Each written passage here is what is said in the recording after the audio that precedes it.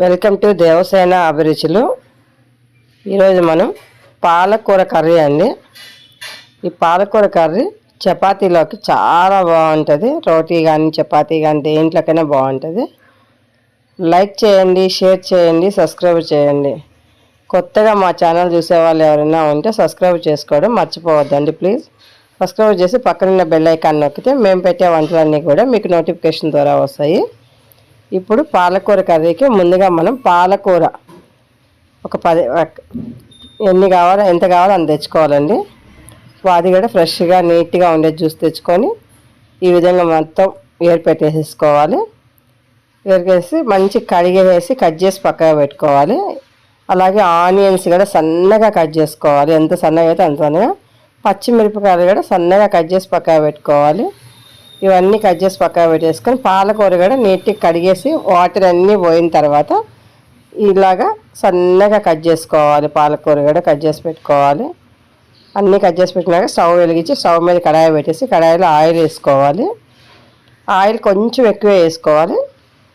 ఇది oil heat ఎక్కిన తర్వాత మనం కొంచెం పోపు గింజలు వేసుకుందాము. ఆవాలు, జీలకర్ర ఈ రెండు వేసేసి ఆవాలు చిట్టుపట్టుకున్న తర్వాత మనం సన్నగా చార్జ్ చేసి పెట్టుకున్న పచ్చిమిరపకాయలు అలాగే ఆనియన్స్ ఈ రెండు వేసేసి బాగా వేపుకోవాలండి. పాలకూర చాలా మంచిదండి. ఇది తినడం వల్ల ఆకుకూరలు ఎలా తిన్నా ఒకటేను, కాకపోతే ఈ విధంగా రోటీలకు బాగుంటుంది. ఇప్పుడు మనం కొంచెం పసుపు కొంచెం సాల్ట్ వేసేసుకున్నాము. ఇప్పుడు ఇది కూడా బాగా కలిపేసుకోవాలి. కొంచెం వేగాలండి. ఇది ఆనియన్ పచ్చిమిరపకాయలు కొంచెం వేగే వరకు వేపుకోవాలి. మంచిగా వేపుకోవాలి. వేపుకున్న తర్వాత ఇప్పుడు మనము అల్లం వెల్లిగడ్డ పేస్ట్ వేసుకున్నాము. 1 స్పూన్ అంతా అల్లం వెల్లిగడ్డ పేస్ట్ వేసుకోవాలి. ఇది కూడా బాగా వేపుకోవాలి.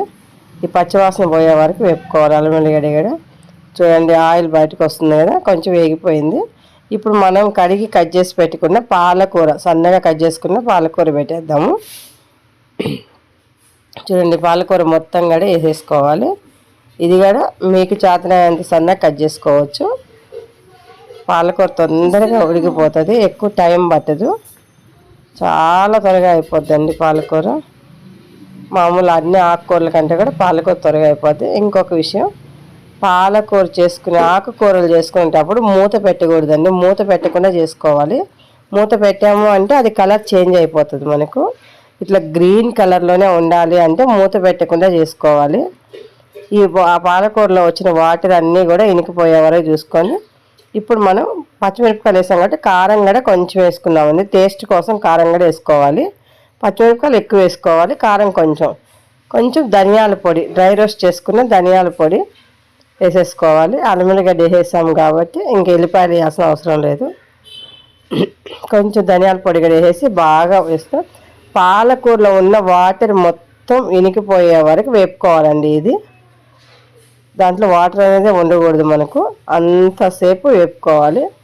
పాలకూర బాగా కడిగి వంపి పెట్టేసామంటే కొద్దిసేపు వాటర్ అన్నీ వెళ్ళిపోతాయండి. ఆ తర్వాత ఈజీగానే ఉడికిపోతుంది. కొంచెం వాటర్ అనేది తప్పనిసరి. చూడండి ఆయిల్ వచ్చింది చూడండి, అంటే వాటర్ అన్నీ ఇనికిపోయి ఆయిల్ అనేది బయటకు వచ్చింది. ఇప్పుడు మనం సర్వింగ్ బౌల్లో తీసుకొని సర్వ్ చేసుకుందాము. చూడండి ఈ విధంగా సర్వ్ చేసుకున్నాం. ఇది రోటీకి కానీ చపాతీకి కానీ పూరికి కానీ దేనికైనా చాలా బాగుంటుంది. అన్నంలో కూడా బాగానే ఉంటుంది, కానీ అన్నిటికంటే కూడా రోటీకే టేస్ట్ బాగుంటుందండి. చపాతీ కానీ రోటీ కానీ అన్నంలో కంటే కూడా దానికే మంచిగా ఉంటుంది. ఆకుకూరలు ఎక్కువ తినాలి అనుకున్నప్పుడు ఇలాగ ఎలాంటి పప్పులు ఏమీ లేకుండా ఒట్టి ఆకుకూర చేసుకొని తింటే ఎక్కువ ఆకుకూర తిన్నట్టు ఉంటుంది. మంచిది కూడా అండి, పాలకూర చాలా మంచిది. మీరు చేసుకొని తిని చూసి ఎలా ఉందో మాకు కామెంట్స్ పెట్టడం మర్చిపోవద్దండి. చూడండి. Thank you for watching.